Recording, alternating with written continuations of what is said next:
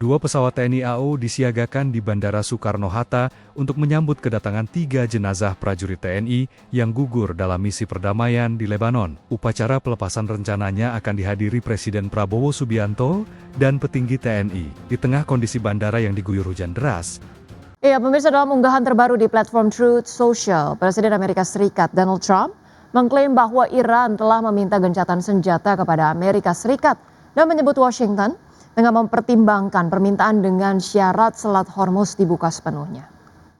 Ya, terkait hal tersebut, pemirsa, juru bicara Kementerian Luar Negeri Iran membantah klaim Trump dan menyebut permintaan ataupun pernyataan gencatan senjata tidak benar dan tidak berdasar.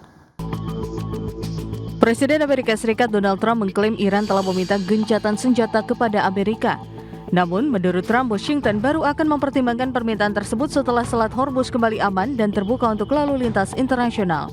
Pernyataan itu disampaikan Trump melalui unggahan di Truth Social pada Rabu 1 April 2026.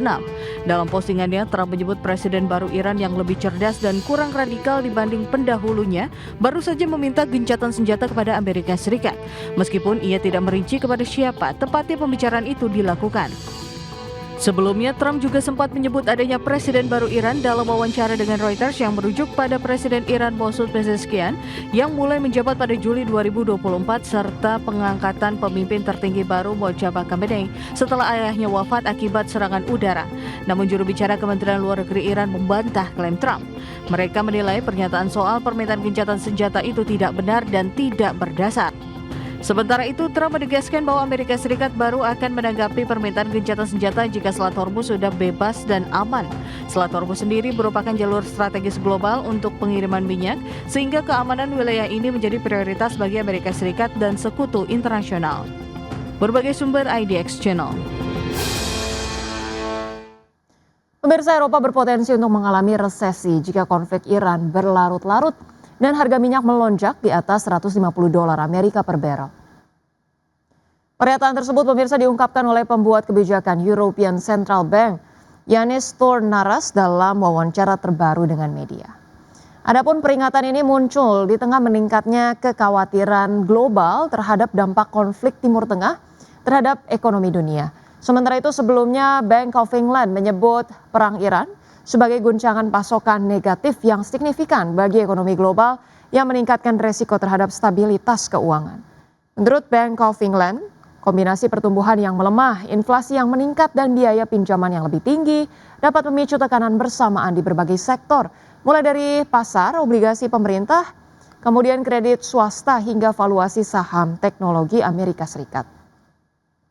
Adapun, pemirsa, sebagai catatan, sejak serangan Amerika Serikat dan Israel terhadap Iran pada 28 Februari lalu, gangguan di Selat Hormuz yang merupakan jalur utama sekitar 20% pasokan minyak dan gas dunia telah mendorong lonjakan harga energi secara global.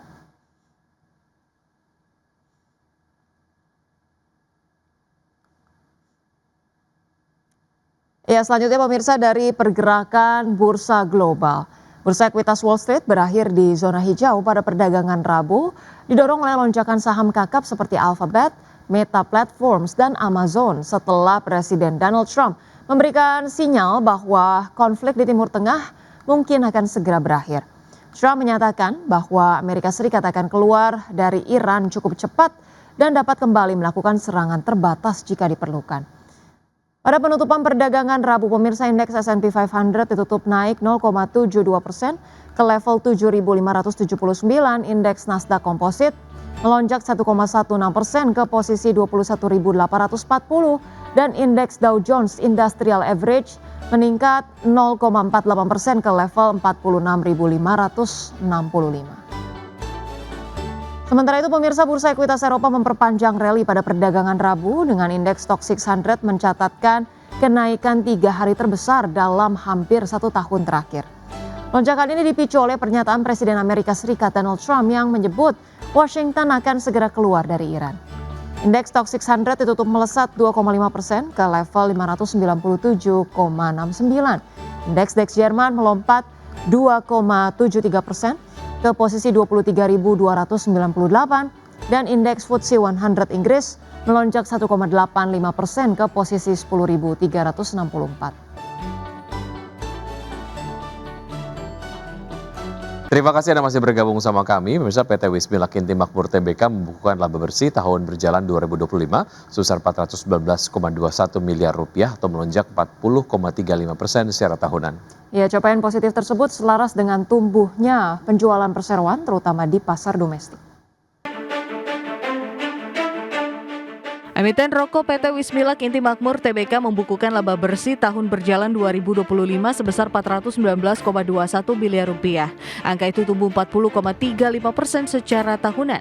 Kinerja apik ini selaras dengan penjualan perseroan yang tumbuh positif terutama di pasar domestik. Melansir laporan keuangan 2025, perseroan membukukan pertumbuhan penjualan neto 34,33% menjadi 6,38 triliun rupiah. Sebesar 98,62% penjualan didapat dari pasar domestik sebesar 6,35 triliun rupiah atau meningkat 35,63%. Sedangkan penjualan untuk pasar ekspor terpangkas 58,59% menjadi 27,17 miliar tahun lalu. Di sisi lain, beban pokok penjualan tercatat sebesar 4,97 triliun rupiah. Angka ini naik 35,21% year on year. Komponen terbesar dari beban pokok penjualan disumbang oleh pemakaian pita cukai sebesar 2,79 triliun rupiah atau naik 40,94%. Porsi kedua adalah bahan baku dan pembantu yang nilainya naik 31,76% menjadi 1,79 triliun rupiah. Kedua pos ini berkontribusi masing-masing 56,11% dan 35,94% dari total beban pokok penjualan. Berbagai sumber IDX Channel. Emiten farmasi PT Merck Tbk mampu mencatatkan laba tahun berjalan sebesar 243,8 miliar rupiah pada tahun 2025 atau melonjak 58,9% secara tahunan. Berdasarkan laporan keuangan, laba tahun berjalan tersebut meningkat dari realisasi 2024 yang hanya sebesar 193,46 miliar rupiah. Meski demikian, lonjakan pertumbuhan laba tahun berjalan tersebut ternyata tidak diiringi dengan kenaikan penjualan yang signifikan. Perseroan hanya membukukan penjualan sebesar 1,2 triliun rupiah pada tahun 2025, naik 15,8% dari capaian tahun 2024. Dan kinerja ini ditopang peningkatan penjualan domestik yang mencapai 918,6 miliar rupiah, serta ekspor senilai 282 miliar rupiah. Dari sisi operasional, segmen kesehatan konsumen menjadi penyumbang laba terbesar dengan laba sebelum pajak dan beban keuangan 206,2 miliar rupiah, jauh di atas segmen biofarma sebesar 114,1 miliar rupiah. Ya, pendapatan PT Bukit Asam Persero Tbk atau PTBA sepanjang tahun 2025 terkoreksi tipis. Iya, namun tekanan harga batubara global membuat laba bersih turun signifikan. Pendapatan PT Bukit Asam Persero Tbk atau PTBA sepanjang tahun 2025 terkoreksi tipis. Namun tekanan harga batubara global membuat laba bersih turun signifikan. Pendapatan usaha PTBA tercatat sebesar 42,65 triliun rupiah, turun tipis 0,27% secara tahunan. Penjualan didominasi pasar domestik sebesar 54%, sementara 46% lainnya berasal dari ekspor ke sejumlah negara seperti Bangladesh, India, Vietnam, Korea Selatan, dan Filipina. Meski demikian, laba bersih turun dalam menjadi 2,93 triliun rupiah atau merosot 42,55%. Dari sisi operasional, kinerja perusahaan masih menunjukkan pertumbuhan positif. Volume penjualan meningkat 6% menjadi 45,42 juta ton. Namun penurunan harga batubara global seperti Newcastle Index yang turun 22% menekan harga jual rata-rata yang turun 6%. Di sisi lain, beban pokok pendapatan naik 5% seiring peningkatan produksi dan angkutan. Kenaikan biaya operasional juga dipengaruhi kebijakan energi, termasuk penggunaan biodiesel B40 yang mendorong kenaikan harga BBM hingga 13%. Kedepan, PTBA menargetkan produksi hampir 50 juta ton dengan belanja modal 3,64 triliun rupiah. Perusahaan optimistis dapat menjaga kinerja melalui efisiensi dan strategi pasar yang adaptif. Berbagai sumber IDX Channel.